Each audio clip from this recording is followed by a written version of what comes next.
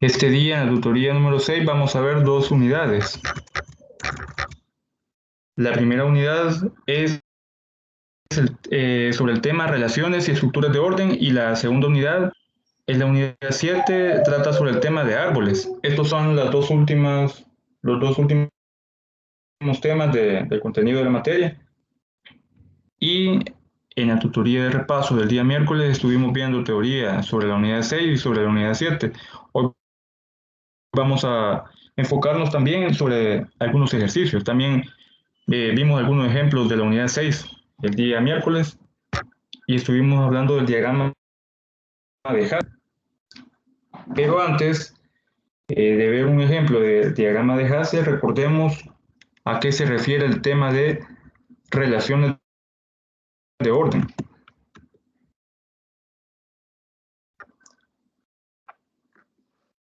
Una relación binaria R sobre un conjunto A se dice que es de orden si es reflexiva, antisimétrica y transitiva. Los órdenes más comunes o los símbolos que nos indican la relación de orden son el menor que o igual que, y generalmente están en el conjunto de los números enteros y en el conjunto de los números reales.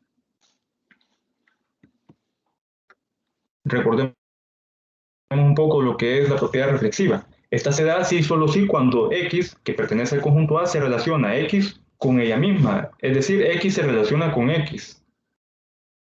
Decimos que una propiedad es antisimétrica si se da lo siguiente: si A se relaciona con B y B se relaciona con A, en donde A y B pertenecen al conjunto A, decimos que A y B son iguales. Y por último tenemos la propiedad transitiva, que se da en tres elementos del conjunto A, X, Y y Z, en donde X se relaciona con y Y se relaciona con Z. Por lo tanto, la propiedad transitiva nos va a decir que el primer elemento se relaciona con el tercer elemento, es decir, X se relaciona con Z. Ya teniendo claro esto, veamos un ejemplo de diagrama de Hasse. Recordemos de que el diagrama de Hasse también es una relación de orden parcial. Ya lo vimos el día miércoles, en donde tenemos una relación de orden sobre un conjunto A. Entonces, un diagrama de Hasse es un grafo dirigido, es decir, un dígrafo. De la misma simplificado, pero con algunos criterios. El primero es de que, por ser una relación de orden, se va a eliminar la propiedad reflexiva, es decir, los bucles de ese diagrama de Hasse. Se elimina la propiedad transitiva. Sabemos de que un elemento se relaciona con un segundo elemento y el segundo elemento con el tercero. Entonces vamos a eliminar la relación del primero con el tercero. Por último, vamos a eliminar dentro de nuestro diagrama de Hasse las flechas, las direcciones, porque como si estamos hablando de un dígrafo, estamos hablando también de que cada arista tiene una dirección. Entonces vamos a eliminar la dirección y también tenemos que tener en cuenta que que los diagramas de Hasse son ascendentes. Es decir, las direcciones siempre van dirigidas hacia arriba. Y vimos en el día miércoles un esquema de cómo se iba elaborando el diagrama de Hasse, eliminando la propiedad reflexiva, eliminando la transitiva en esta segunda imagen y luego, teniendo ya las aristas, eliminamos las direcciones.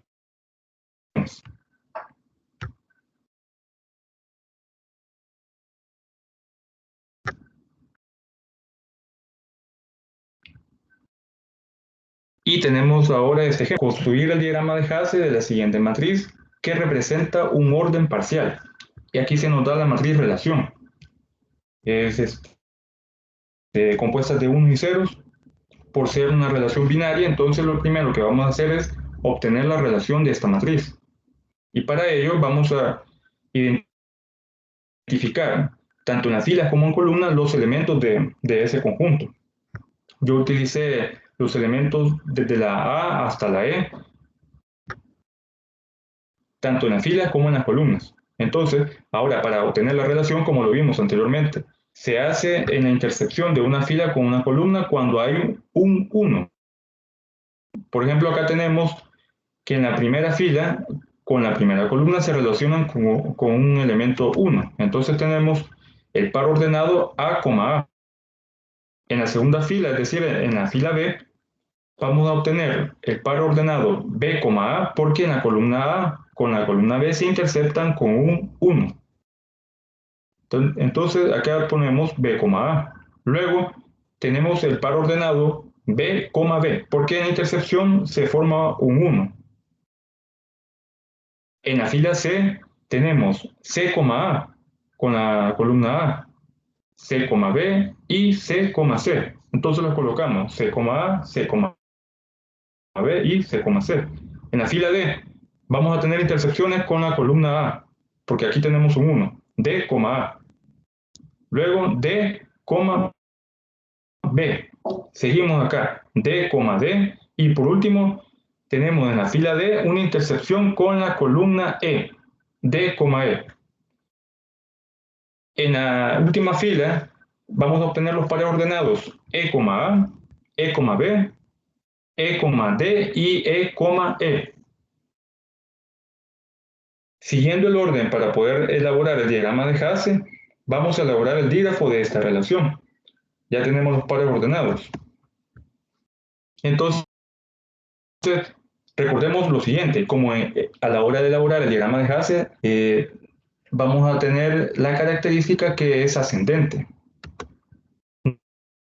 Nos fijamos de que teniendo estas relaciones, teniendo A, B, B, perdón, B, A, vemos de que todos los elementos van dirigidos hacia el elemento A, todos los pares ordenados. Aquí, por ejemplo, tenemos A, B, A, tenemos un D, y de hecho D es el cuarto elemento del conjunto que estamos evaluando.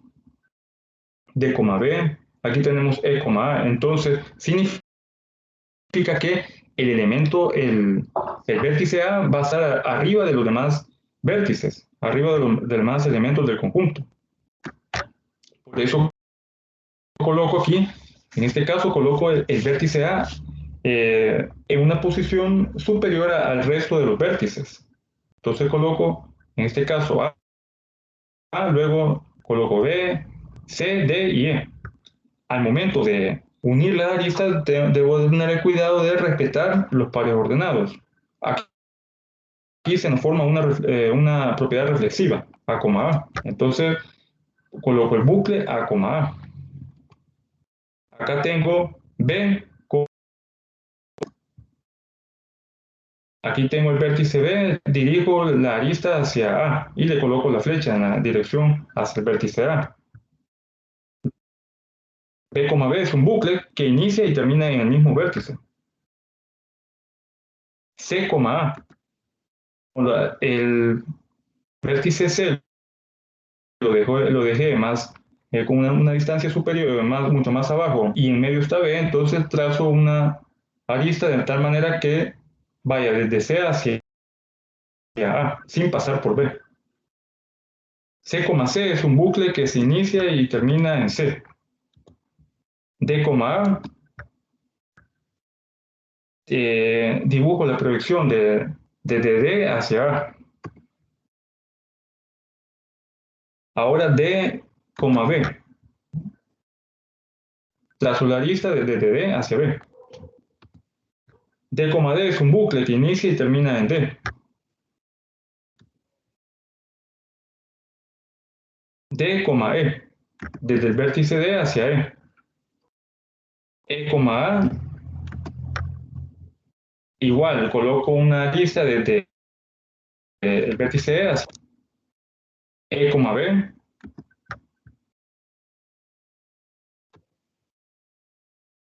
Aquí tenemos E, B. Aquí me faltó la arista que vaya desde E hacia B, pero igual la puedo trazar acá, al igual que una curvatura. E, D, E, D. En este caso, bueno, en este caso la flecha yo la dejé desde acá, desde E, E, pero tendría que ir desde ese punto hacia acá, la flecha la debo de corregir. Y por último, E, que es un bucle. Ya teniendo lo anterior, el objetivo es eliminar Ingeniero. todo. Sí, diga. Ingeniero. Sí, diga. O sea que el diagrama lo podemos armar como a nosotros nos salga mejor. Sí, como Digo yo porque no siempre va a salir igual, ¿no? así es. No siempre va a salir igual, pero siempre respetando la sentencia de que siempre va a ir dirigido hacia arriba, va a ir el diagrama de Hasse. Pero la ubicación de los puntos, yo coloqué aquí B, pero lo puedo colocar más a la izquierda, o C más a la derecha, pero siempre respetando al momento de unir los pares ordenados, respetando y teniendo el cuidado de que al momento de que se nos forme el diagrama de Hasse, vaya ascendente. No vayamos a dibujar, en este caso, que A estuviera aquí abajo. Por ejemplo, que A estuviera en el punto D. Eso sí tenemos que tener el cuidado de que al final nos quede una figura ascendente. Ese es el objetivo. De ahí ustedes pueden colocar los vértices según como consideren conveniente. ¿Quién me va a definir si va ascendente o descendente el diagrama? En ese caso, como sabemos de que el diagrama de Hasse siempre va a ir ascendente.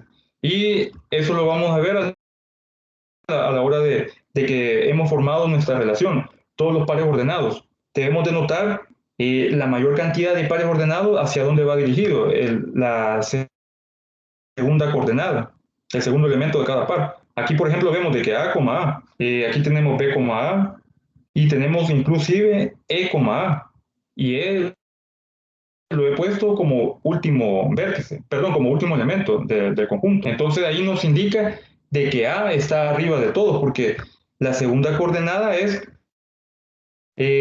hacia donde vamos a dirigir la flecha de cada lista. No sé si queda claro. Sí, gracias, sí, gracias. Muy bien.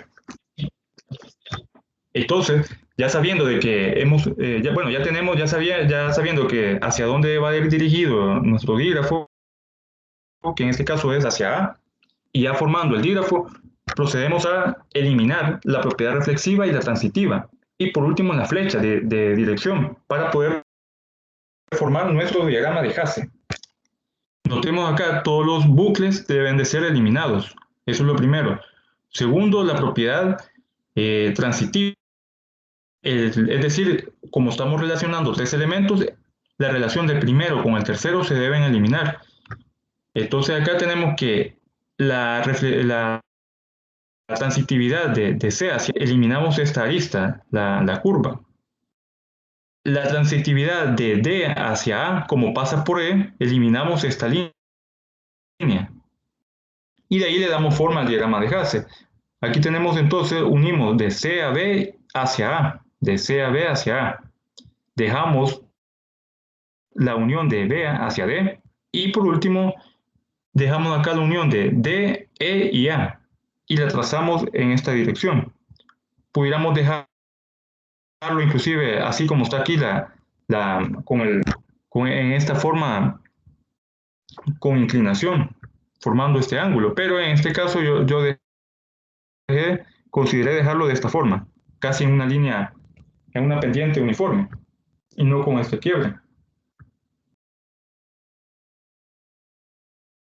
Porque recordemos de que el objetivo es de que acá, como tenemos transitividad, la hemos eliminado y por eso también se traslada desde E hacia este punto y por eso queda aquí, principalmente por eso se deja así. No sé si hay alguna duda en la elaboración de este diagrama.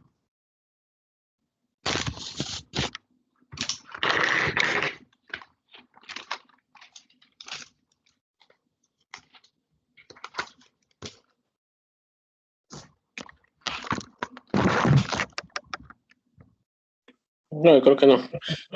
Muy bien.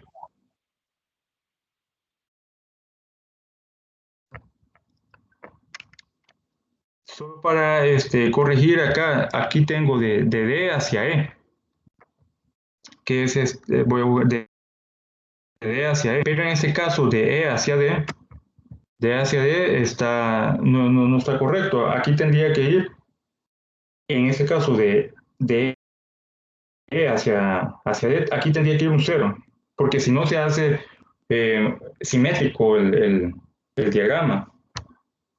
En la presentación que les voy a trasladar, aquí va a ir 0. En este punto va a ir para que la relación sea antisimétrica. Porque si existiera este 1 y lo coloco en el dígrafo, ya no va a ser un dígrafo con característica o con propiedad antisimétrica, sino que fuera simétrico, porque hubiera una arista que va desde D hacia E y una que regresa de E hacia D. Y hubieran aristas paralelas, así que no puede existir eso en una relación de orden parcial. Así que aquí va a ir 0 en este punto.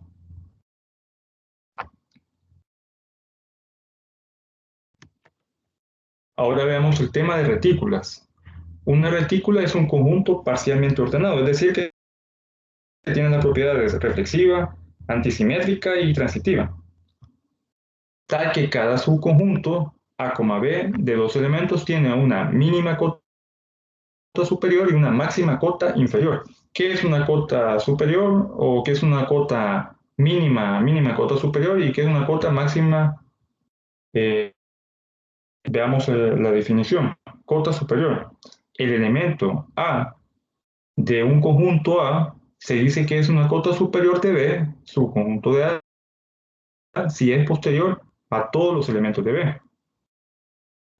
Es decir, la que está más arriba dentro de nuestro diagrama o dentro de nuestra retícula.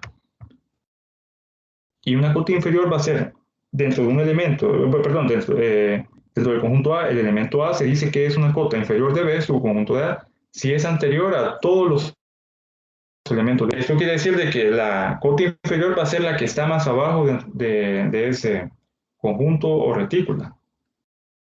Y para comprender mejor esas definiciones, vamos a ver un ejemplo. Determine si el diagrama de Hasse es una retícula. Y tenemos dos diagramas de Hasse. Notemos de que siempre es ascendente el diagrama de Hasse. Y se nos pide evaluar si la figura A es una retícula o no. Aquí nos dice que la teoría nos dice que dentro de un subconjunto de elementos tiene que haber una cota superior y una cota inferior. Veamos la primera figura. Eso no es una retícula. Si evaluamos los elementos B y C, tenemos que tiene una cota superior, porque es el elemento que está más arriba, pero no tiene cota inferior, porque acá se corta, no tiene una cota en común inferior. Si evaluamos G, H, tiene una cota superior que es F, pero tampoco va a tener una cota inferior, porque no hay una cota o un punto que permita unir a G con H. Por lo tanto, esta figura o este diagrama de Hasse no representa una retícula, porque acá no hay una cota inferior. Ahora veamos esta figura. Eso no es una retícula. ¿Qué pasa si dos subconjuntos, dos elementos de este diagrama de Hasse? Evaluemos K y L. ¿Cuál es la cota eh, superior? Sería J. ¿Y la cota inferior cuál sería? En este caso tenemos que la cota inferior, que es lo más bajo que puede, la cota, el vértice más bajo que tiene nuestro diagrama, sería M. Aquí tiene O, N, pero también tiene en común el vértice M. Si evaluáramos K y O, vemos de que la cota superior va a ser J, y aquí también va a compartir la J como cota superior, y como cota inferior van a compartir la M, aunque la O va a tener la N, pero la cota inferior siempre va a ser M. Por lo tanto, al evaluar dos elementos, por simple, determinamos de que este diagrama de Hasse tiene tanto cota superior como cota inferior, y concluimos de que es una retícula. ¿Alguna duda o algún comentario en este ejemplo?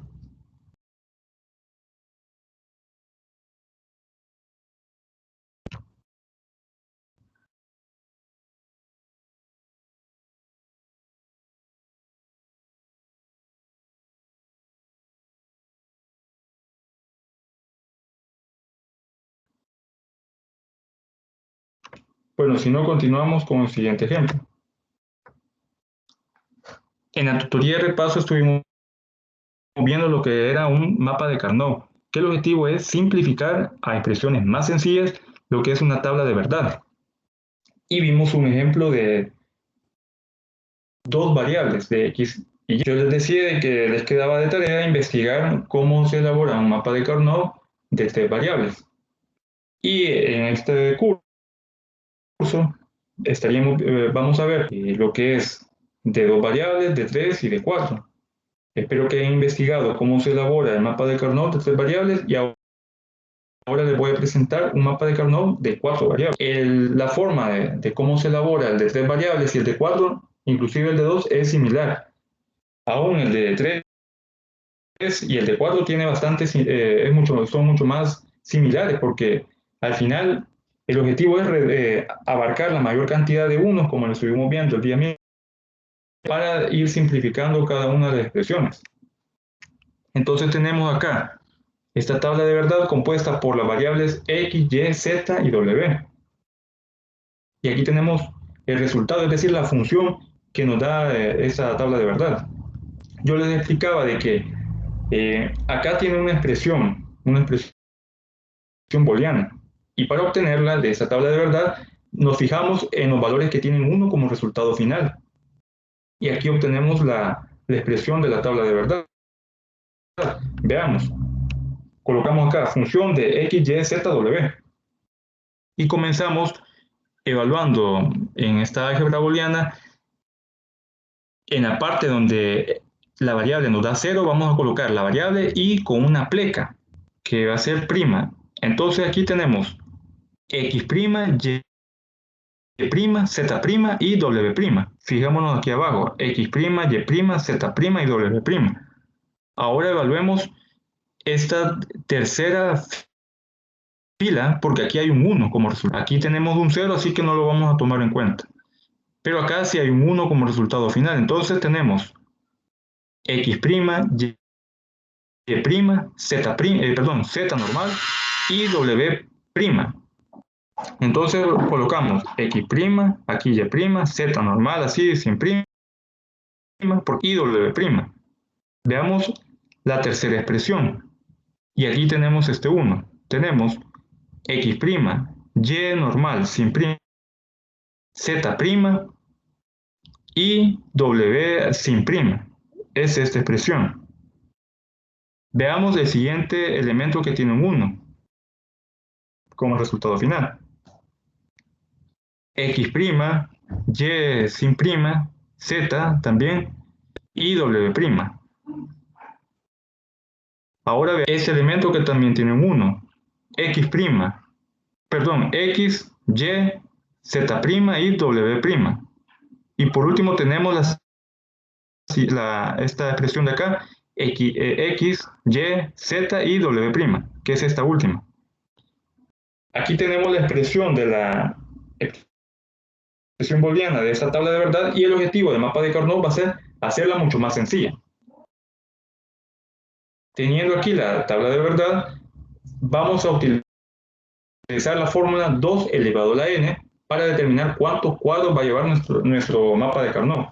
2 elevado a la 4. ¿Por qué? Porque hay 4 variables, que nos da como resultado 16. En el caso del ejemplo que vimos el día miércoles, eran 2 variables. Entonces significa que íbamos a utilizar la fórmula 2 elevado a la 2, porque eran solamente 2 variables, que 2 por 2 es 4. Entonces solo utilizamos 4 cuadros.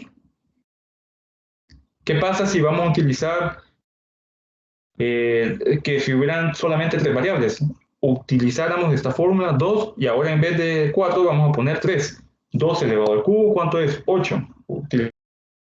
Utilizáramos solamente 8 cuadros. Pero acá tenemos 16 por el hecho de que hay 4 variables. Y para formar esta tabla de Carnot hacemos lo siguiente.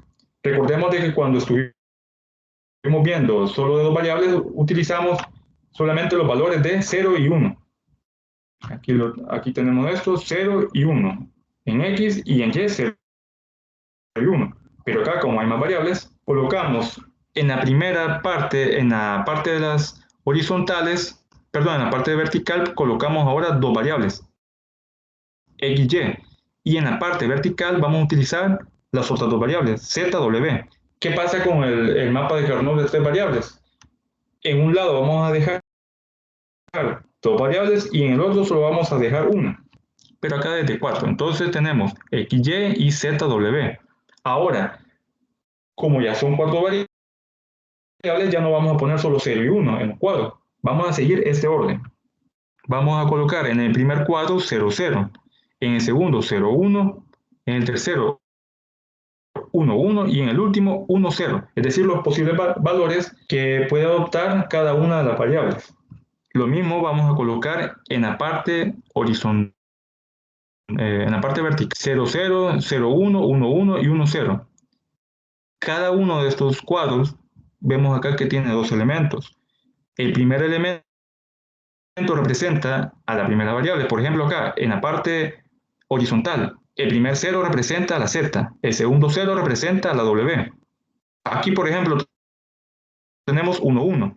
El primer 1 va a representar a la z y el segundo 1 va a representar a la w. Acá veamos este 0, 1 en la parte vertical. El primer 0 representa a x y el segundo elemento, que es un 1, representa a y. Aquí, 1, 1. El primer 1 representa a la x. Este segundo 1 representa a y. Ya teniendo claro esto, nos vamos a fijar siempre en los resultados de la tabla de verdad, donde nos da un 1 como respuesta. Y procedemos a llenar la tabla con valores de 1, según nos indican las expresiones o los elementos que toman cada una de las variables, donde el resultado nos da 1. Por ejemplo, acá tenemos el primer 1.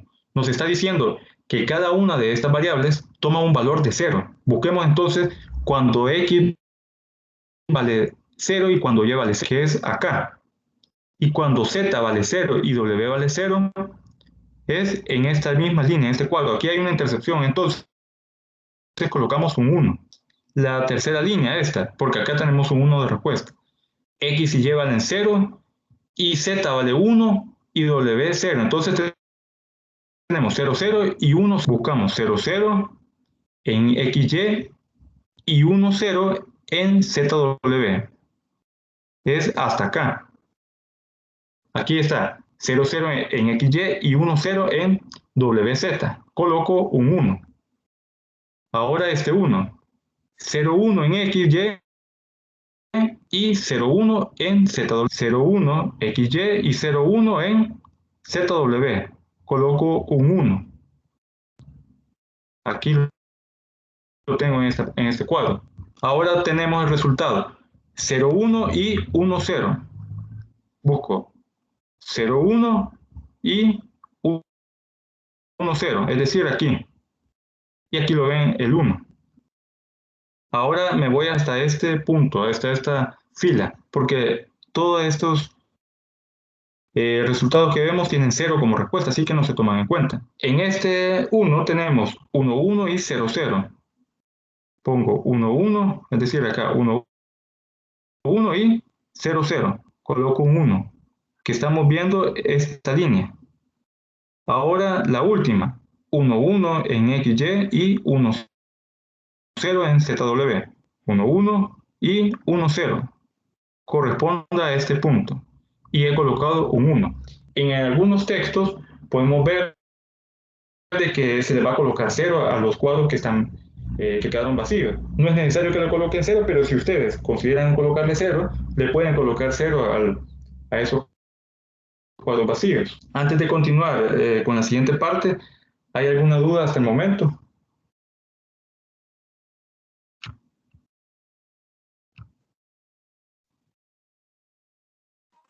Yo solo con la tabla, pero no sé si eso fue lo que digo que teníamos que investigar en relación a cómo obtener el resultado de f de x, y, z, w. O sea, los unos que salen como resultado. No sé si eso es lo que había que investigar, a eso se refería. No, en esta parte no, porque acá ya suponemos de que se evaluó una tabla de verdad y esto nos da como resultado. No era eso lo que había que investigar, sino que cómo elaborar un mapa de Carnot de 3 variables, pero como estoy explicando, el de 4 variables es similar al de 3, con la única diferencia de que en el de 3 solo van a ir en un lado. Por ejemplo, acá en el horizontal solo va a ir una variable. No, Entonces significa... esa parte sí la entendí, ingeniero. Yo me refiero cómo saber cuando f de x, y, z, w hay un 1, hay un 0 y así sucesivamente. ¿Cómo obtener ese 1 o ese 0? Vale, ¿cómo obtener ese 1 de esa expresión? Ajá, A exacto, eso eso. se refería. No, aquí el objetivo no es ese, sino que aquí ya suponemos en estos tipos de ejercicios, ya suponemos de que ya nos dan la respuesta. Esto se obtiene, si se recuerdan de la tabla de verdad, cuando decíamos si era contingencia, si era falacia o si era una tautología. Estos son los resultados. Sí, ya, pues sí, ya. Pero en un examen podría salir que tengamos que obtener ese valor o ya nos van a dar la tabla completa para obtener la tabla esta de Carnot. Mapa de Ah, No, ok. en un examen, como ya no se está evaluando que, la tabla de verdad, solo ya les van a dar ya todo el resultado, ya, la función ya completa. Les van a dar una tabla así como esta, ya con su respectivo Ah, función. vaya, ok, ya pues sí, así sí. Gracias. Bueno, ahora ya se ahorra mucho tiempo, ya al momento de resolver el ejercicio ya tener ya todos los resultados y simplemente trasladarlos al mapa de Carnot. Bueno, entonces continuando con la aplicación de este mapa de Carnot de 4 variables, les explicaba anteriormente en la tutoría de repaso de que el objetivo, ya para simplificar, había que hacer elipses de tal manera que se abarcara la mayor cantidad de unos, pero con el cuidado de que vamos a agarrar o abarcar en potencia de 2. ¿Qué quiere decir esto? Aquí tenemos una potencia de 2. Significa que solo vamos a poder agarrar la cantidad elipses, perdón, la cantidad de unos que esté contenido dentro de la potencia de 2. Por ejemplo, 2 a la 0, ¿cuánto es? Es 1. 2 elevado a la 0, si ustedes lo colocan en la calculadora, nos va a dar como resultado 1. Significa que lo menos que podemos agarrar de un mapa de Carnot va a ser un 1. Hacemos un pequeño círculo. Luego, otra cantidad que podemos agarrar va a ser 2 a la 1, que es 2, es decir, 2 elementos. Luego, ¿qué otra cantidad podemos agarrar dentro de la elipse? 2 a la 3. ¿Cuánto es? 2 por 2, 4, y 4 por 2, 8. Significa que después de agarrar como mínimo un elemento, podemos agarrar dos elementos, 2 a la 3, pero también podemos agarrar 2 a la 2, que es 4. Entonces podemos agarrar solo un elemento, 2 elementos, 4 elementos, 8 elementos y así sucesivamente. Cualquier cantidad de elementos dentro de la elipse va a estar controlada por la potencia de 2. En ese sentido, ya podemos elegir cuántos valores podemos agarrar dentro de esta tabla de Carnot. Pero también hay otra característica al momento de simplificar las expresiones de la tabla de verdad, que es de que esta tabla es como un cilindro que se puede unir los extremos, este lateral izquierdo con el lateral derecho, o el superior con el inferior. En el contenido del libro base de la materia, ahí están explicados los pasos para obtener el mapa de Carnot y ahí lo pueden ir leyendo con mayor detenimiento. Pero en este caso, tenemos que aquí hay un 1 y aquí también hay. Y como si podemos agarrar los extremos, podemos elaborar una elipse que abarque este 1 y que abarque también el de acá pudiéramos también agarrar este 1 para que se agarre o se amarre con el 1 de la derecha. Acá tenemos 3 unos y pudiéramos creer en el momento, para simplificar, hacer una elipse de 3 elementos. Pero como les repito, solo pueden ser agarrados dentro de una elipse elementos en potencia de 2. Y si recordamos, solo podemos agarrar un elemento, 2 elementos, 4 elementos, 8 elementos y así sucesivamente. Entonces, 3 elementos no se pueden agarrar. Podemos hacer una elipse acá, pero solo de 2 elementos. Este 1, como está solo, solo vamos a agarrarlo a él, vamos a hacer un círculo. Entonces acá tenemos este elipse en verde. Agarramos este 1 y agarramos este 1. Este va a quedar solo, así que le trazamos un círculo. Ningún 1 puede quedar solo. Todos deben de ser, ya sea agarrado por elipse o simplemente agarrarlo con un círculo. Aquí trazamos el elipse que agarramos este 1 y el 1 del extremo. Y aquí es el elipse vertical que agarra estos dos 1. No podemos agarrar un tercero porque no es potencia de 2. Ya 3 unos. Aquí lo rellené con ceros para explicar de que se puede dejar rellenado con cero o simplemente vacío. Simplemente, así como lo expliqué en la tutoría de repaso, donde acá no coloqué cero, simplemente lo dejé los espacios donde no iba un 1. Ahora que ya hemos elegido las elipses para simplificarlas. Bueno, hay otro detalle que mencionar, que no se pueden elegir elipses en diagonal, solo horizontales o verticales. Entonces, ya que tenemos las elipses, procedemos a simplificar las expresiones booleanas de esa tabla de verdad. Comencemos por la elipse de color verde que está arriba. Agarramos este 1 y este 1 de acá. Evaluemos. Primero evaluemos la parte de la variable XY. Notemos de que la elipse verde está en horizontal y por lo tanto el 0 de X y el 0 en Y no cambia, se mantienen en esa línea. Así que ponemos X' y Y'. Ahora bien, evaluemos a Z y W. Comencemos acá. Acá tenemos un 1 que representa la Z en este punto. Y en este punto de acá, que también es parte de la elipse, tenemos un 0. Entonces hay un cambio de 0 a 1 o de 1 a 0. Y por lo tanto, si hay un cambio de variable, no vamos a colocar a esa variable. Así que Z no va a ir dentro de nuestra nueva expresión booleana. Ahora veamos este 0 en W para este 1, este extremo. Y para el otro extremo tenemos el elemento 0 se mantiene en el primer cuadro y en el segundo. Y por lo tanto, vamos a colocar la W con prima. Y nos queda X', Y' y W'. Ya la vamos colocando en nuestra respuesta. Ahora ponemos un signo más y evaluemos la elipse roja. Primero en XY, notemos de que como es una elipse horizontal, se mantiene la variable X y Y con el valor de 1, cada una de las variables. Entonces colocamos X y Y. Ahora evaluemos las variables Z y W. Comencemos por Z. Estamos viendo este 1 que está en rojo, la mitad tenemos 1 en Z y ahora nos pasamos a este 1 en rojo y aquí tenemos un 0. Hay un cambio de 1 a 0 en la variable Z, por lo tanto no va a ir porque hay un cambio, no va a ir en la respuesta.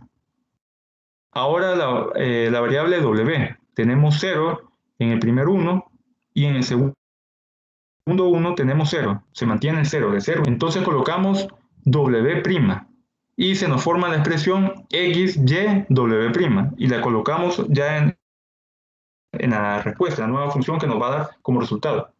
Ponemos un signo más y ahora procedemos a evaluar la elipse vertical. Evaluemos primero XY. La elipse vertical tiene un cuadro y luego tiene el segundo. Entonces tiene X en 0 y en el segundo cuadro tiene X 0. Así que colocamos X'. En Y tiene 0 en el primer cuadro y 1 en el segundo. Hay un cambio de 0 a 1. Por lo tanto, si hay un cambio de 0 a 1 de elementos, Y no va a ir en la nueva expresión. Ahora evaluemos ZW en la elipse vertical de color amarillo. Como es una elipse vertical, tanto Z como W se van a mantener permanentes. Y por lo tanto aquí tenemos 1 en Z y 0 en W. Dejamos Z porque tiene un valor de 1 y como W tiene valor de 0 le colocamos W'. W'. Por último, evaluemos el círculo, el que solo tiene un elemento de 1. Se mantiene, en el caso de XY, se mantiene 0 y 1. Entonces coloco X' y Y normal, X' y Y normal. Y en ZW colocamos Z' y W normal, Z' y W normal. Y aquí la podemos ver. Entonces la nueva expresión que se nos forma es esta que vemos acá. X' por Y' por W' más X por Y por W' más X' más Z más W' más X', Y, Z' y W. ¿Cuántos elementos tenemos? ¿O cuántas expresiones? Tenemos 4. Y en la expresión original, ¿cuántas teníamos? Teníamos 6. Aquí tenemos 2, 4 y 6. Y eran mucho más complejas las expresiones. En algunos textos, la respuesta también puede ser expresada utilizando conectivos lógicos. ¿Cómo queda utilizando conectivos lógicos? Vamos a utilizar el conectivo conjunción y el conectivo disyunción. El conjunción se lee y el disyunción se lee o. Ya lo vimos en la tutoría de la unidad 1.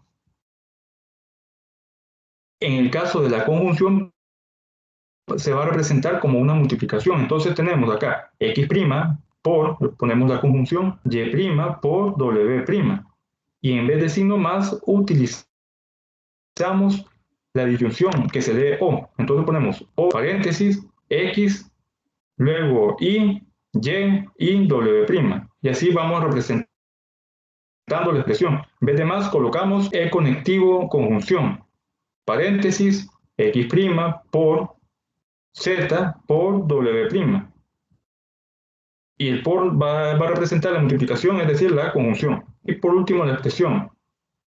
Aquí O, paréntesis, X', notemos acá, X' por Y, por Z', por W. Entonces, cualquiera de las dos formas están válidas, ya sea expresándola de esta forma o utilizando conectivos lógicos.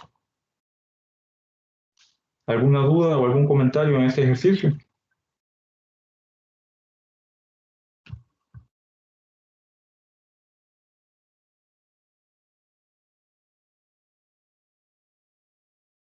En la elipse anaranjada, ingeniero, ¿por qué no llegó hasta abajo, tomando los 3-1 hasta abajo?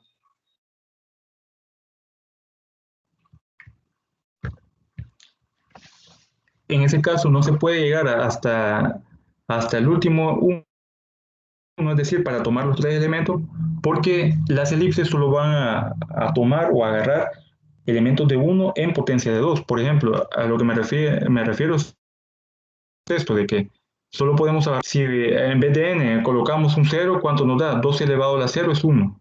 2 elevado a la 2, perdón, 2 elevado a la 1 es 2.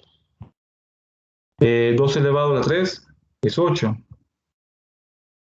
2 elevado a la 2 es 4. Entonces significa que no pueden existir elipses con 3 elementos, porque el número 3 no es una potencia de 2. Si hubiera un cuarto 1 acá, sí ya pudiera agarrar, porque 4 es una potencia de 2. ¿Cómo se obtiene 4? Elevando 2 elevado a la 2. 2 al cuadrado. Entonces 4, pero no hay un número que me dé como resultado un 3 al momento de obtener una potencia de 2.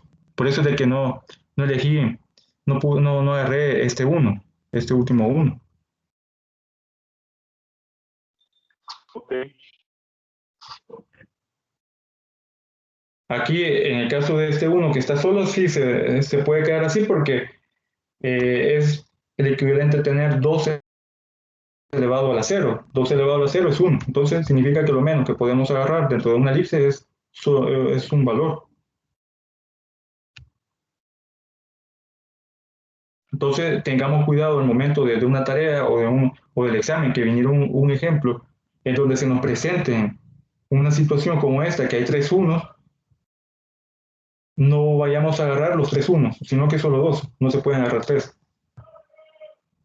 si hubieran 4 unos acá, sí, se pueden agarrar. Pero 3 unos no. Tampoco se pudieran agarrar 5 unos, porque 5 no es una potencia de, no es el resultado de una potencia de 2.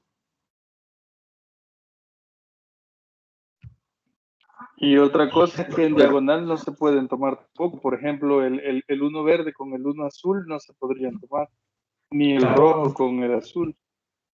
ni el rojo con el azul no se pudieran tomar. Cualquiera pudiera caer en la idea de agarrar en diagonal, pero tampoco se puede, porque está bastante fácil tomar estos 2 unos, pero tampoco se puede. Solo elipses horizontales o verticales.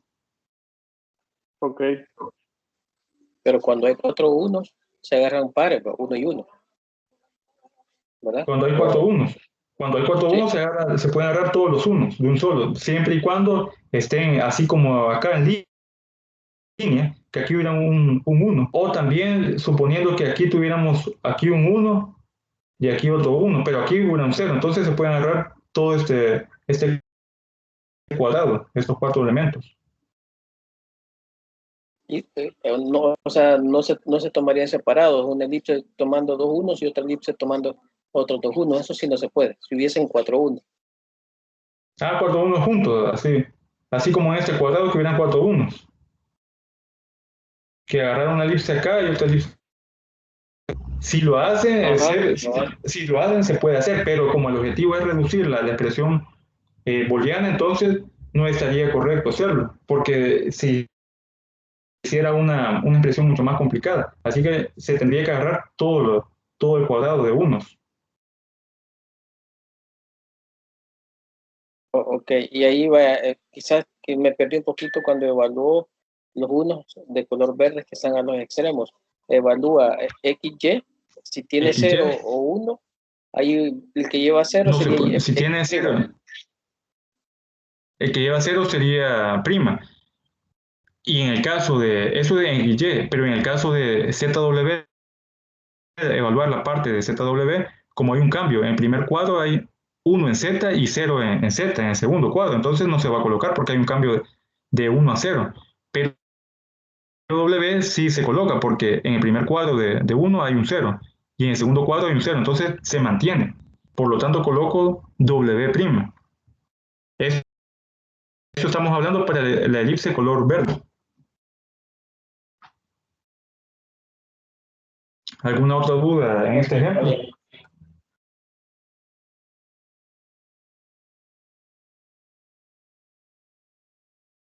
Si no hay otro comentario, alguna duda, pasamos al siguiente tema. Ahora veamos la unidad 7 que es árboles. Ya vimos teoría en la tutoría de repaso del día miércoles y ahora vamos a ver ya un ejemplo sobre el tema de árboles. Pero antes recordemos el concepto, la definición de árbol.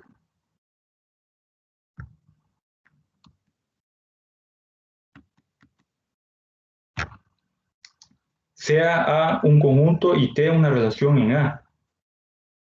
T es un árbol si existe un vértice P sub 0 en A, con la propiedad de que existe una única trayectoria en T de B sub 0, del vértice de B sub 0, hacia cualquier otro vértice en A, pero no existe una trayectoria de B sub 0 a B sub 0. Es decir que, como lo vimos anteriormente, B sub 0, desde B sub 0 hacia otro vértice va a haber trayectoria, pero no va a haber una de regreso. Y además tampoco no va a haber una trayectoria que inicie en B sub 0 y termine en B sub 0. B sub 0 va a ser conocido como la raíz del árbol. Teniendo esa base y lo que vimos todo lo que vimos de teoría en la tutoría de repaso, veamos este ejemplo. Considere el árbol con raíz T, A, T es el árbol y la raíz va a ser A, de la siguiente figura. Y aquí vemos este árbol. Y se nos pide primero enumerar todos los vértices del nivel 3, enumerar todas las hojas, enumerar los hermanos de I,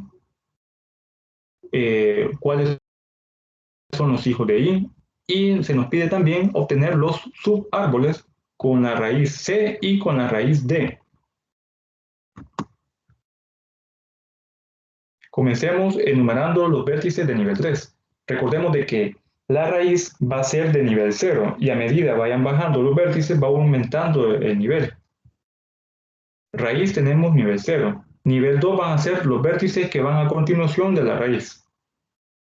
Nivel 2, ese va a ser el nivel 1. Nivel 2 va a ser los vértices que van a continuación del nivel. Luego sigue el 3 y por último, como tenemos acá la última rama del árbol en P, nivel 4. Y se nos pide ahora los vértices del nivel 3. ¿Cuáles son? Tenemos K, L, M, N y O. Están en la misma línea. Esos serían los vértices del nivel 3. Ahora se nos pide enumerar las hojas. Las hojas van a ser aquellos vértices que no tienen hijos. Cuando hablamos de hijos, tenemos acá un vértice. Bueno, acá me faltó colocar el elemento de el, el nombre de ese vértice. Es, pero, por ejemplo, tenemos acá el vértice D. Los hijos van a ser todos los vértices que surgen hacia abajo del vértice D. Entonces los hijos de, en el caso los hijos de I van a ser N y O. ¿Cuáles van a ser los, cuáles son los hermanos de I? Es la primera pregunta. Los hermanos de I van a ser todos los que están a su mismo nivel, pero que dependen del mismo vértice, que serían H, I y J. Pero, no, solo serían H e I. Perdón, H y J, porque se nos está pidiendo cuáles son los hermanos de I. Son todos los que están al mismo nivel de I y que dependen del mismo vértice. Entonces, en este caso serían H y J. ¿Cuáles son los hijos de I? Todos los vértices que dependen de I hacia abajo, que serían N y O.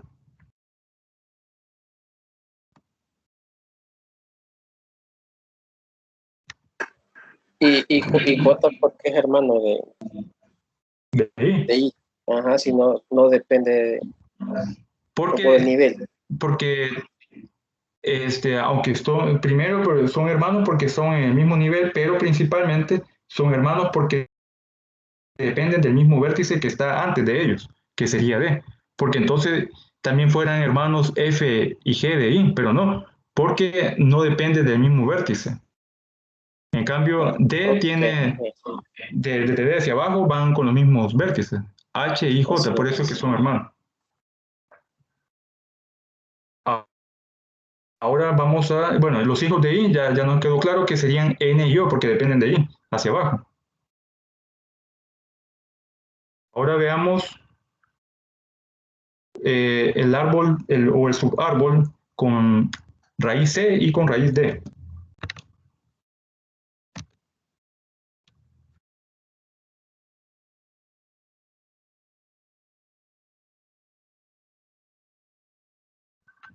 Voy a colocar la presentación que no estaba en este momento, pero ya se las coloco.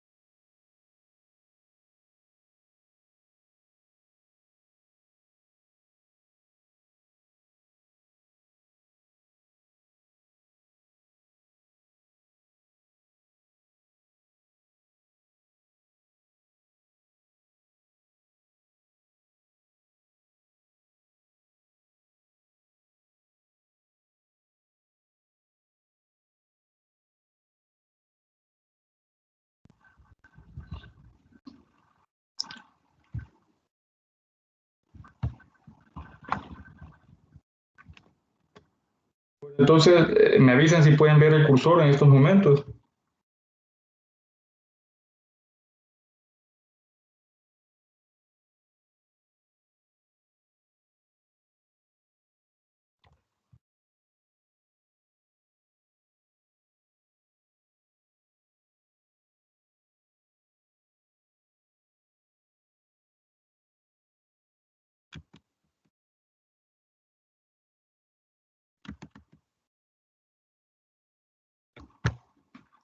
se nos pide calcular el árbol con vértice con raíz C. Vamos a agarrar, aquí es la raíz C, aquí se me olvidó colocar el vértice C, pero este es el C. Entonces vamos a elegir, o vamos a agarrar toda esta expresión, todo este diagrama, C, F, G y H, y ese va a ser nuestro subárbol con raíz C. C tiene sus hijos F y G tiene hijo M. Y por último se nos pide calcular el árbol con raíz D, que va a ser desde este vértice D, vamos a cortar el árbol y vamos a agarrar todos los vértices que vienen a partir de D. Y ahí se nos forma el subárbol. Notemos de que el árbol D tiene sus hijos que son H, I y J, y luego H y J son hojas porque ya no tienen hijos, pero I sí tiene, que es N y O, y N tiene un hijo que es P. ¿Alguna duda con este ejemplo?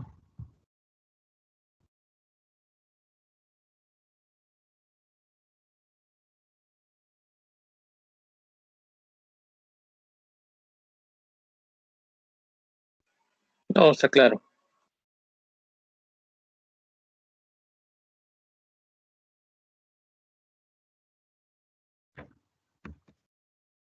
Ahora veamos el siguiente ejemplo, siempre sobre el tema de árboles de la unidad 7. Construye el árbol de la expresión algebraica y tenemos 2 por x más 3 menos, paréntesis, 4 por x, cerramos paréntesis, más x menos, abrimos paréntesis y tenemos la expresión 3 por 11. Esto se le conoce como un árbol etiquetado y que vamos a obtener de la expresión algebraica. Y para obtener el árbol lo que debemos de hacer primero es separar los bloques y obtener el operador principal. Es decir que, si se recuerdan en álgebra, cuando iban a desarrollar un ejercicio, lo que tenían que hacer era resolver lo que estaba dentro de los paréntesis, para posteriormente poder operar una expresión con otra. Entonces, si nos fijamos acá tenemos dos expresiones. Primero tenemos este paréntesis que se cierra con este extremo, porque acá dentro tenemos este paréntesis que estoy marcando que se cierra con 3 y tenemos este binomio, perdón, esta expresión algebraica que es 2 por x. Y acá tenemos dos operaciones. Primero tenemos x menos y tenemos acá dentro de este paréntesis una multiplicación 3 por 11. Entonces, para poder elaborar este tipo de árboles utilizando expresiones algebraicas, vamos a utilizar la misma metodología que al momento de resolver un ejercicio algebraico. Tener siempre ese cuidado de respetar los paréntesis. Notemos de que aquí el operador principal va a ser el signo más, porque si nos pidieran resolver esta expresión, tendríamos que operar lo que está dentro de estos de toda esta expresión de paréntesis, obtener el resultado y operar lo que está dentro de la expresión a la derecha. Obteniendo el resultado ya podemos sumar este valor, el valor 1 con el valor 2. Ya teniendo claro eso, ya podemos proceder a elaborar el árbol. Teniendo ese operador como raíz, que va a ser el operador principal, ponemos más. Y ahora bien, nos pasamos a la izquierda, ya definiendo la raíz. Y vamos a ubicar el operador principal de ese paréntesis. ¿Cuál va a ser? Notemos de que aquí tenemos una expresión en paréntesis, una operación, y acá tenemos otra operación. Aquí tenemos 2 por x en paréntesis, y aquí tenemos 3 menos, paréntesis, 4 por x, que están separadas tanto la primera operación como la segunda por el signo más. Entonces significa que de esta raíz no pasamos al signo más hacia más, y le colocamos siempre una flecha porque es un árbol, es un grafo dirigido. Colocamos un signo más. Este más está dividiendo dos expresiones, dos operaciones. ¿Cuáles son? Una multiplicación y una resta. Para poder hacer esta expresión que tenemos acá en paréntesis, también debemos de operar 3 menos lo que nos dé de la expresión 4 por x. Por lo tanto, aquí tenemos un signo más, que es este, y tenemos a la izquierda una multiplicación, aquí lo dejé con una x más pequeña, y tenemos una resta a la derecha. En esta x tenemos un 2 a la izquierda y una x, una variable x, a la derecha. Entonces colocamos 2 a la izquierda y x a la derecha. En este signo menos tenemos un 3 a la izquierda, un 3 a la izquierda y un por a la derecha. El por separa a dos elementos, un 4 a la izquierda y una x a la derecha. 4 a la izquierda y una x a la derecha. Ahora nos volvemos al lado derecho del operador principal y aquí tenemos un signo menos que separa a dos expresiones. Colocamos el signo menos. Una x, una variable x a la derecha, a la izquierda, y una variable, perdón, y una multiplicación a la derecha. Colocamos la multiplicación. La multiplicación separa dos elementos. A la izquierda un 3 y a la derecha un 11. Entonces tenemos que esta multiplicación tiene dos hijos. A la izquierda un 3 y a la derecha un 11. Y así formamos este árbol de la expresión algebraica. Este es un árbol binario, porque todos sus vértices van a tener como máximo dos hijos, uno a la izquierda y uno a la derecha. El último vértice no es necesario que tenga hijos. El último vértice de cada rama. ¿Alguna duda con respecto a la elaboración de este ejercicio?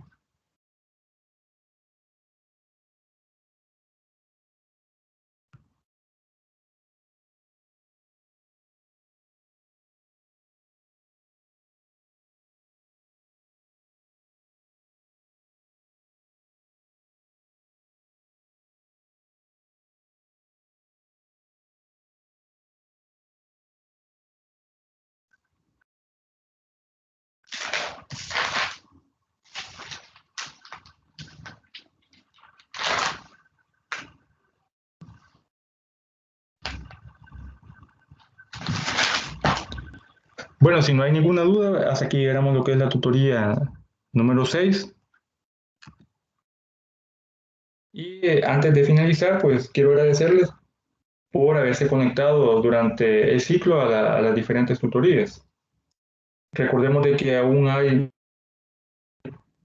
actividades pendientes que se deben de reprogramar. En los próximos días yo les voy a estar dando las fechas en las que se van a realizar en la plataforma y en el grupo de WhatsApp. O sea, yo les voy a comunicar en esos dos medios. Sí, dime. ¿Nos podría ayudar usted con uno de las notas? Es que yo siento que va a ser bien, ya no vamos a tener tiempo para recuperación o para cualquier otra cosa porque no tenemos los resultados de las actividades que ya hicimos. Gestionar eso, no sé.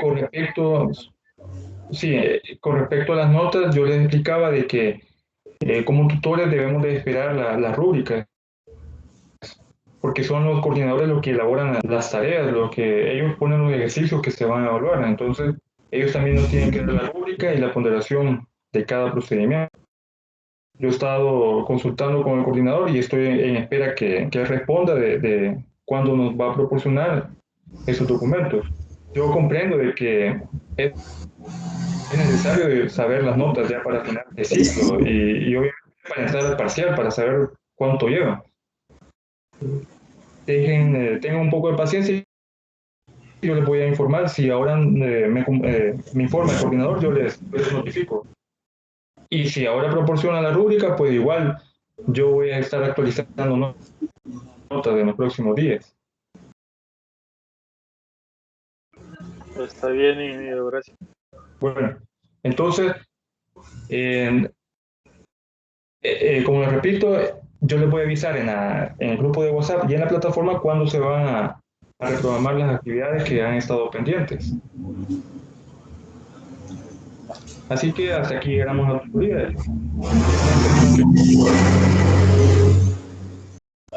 Feliz día, ingeniero. Gracias. Buen día. Hasta luego. Bueno, feliz tarde a todos.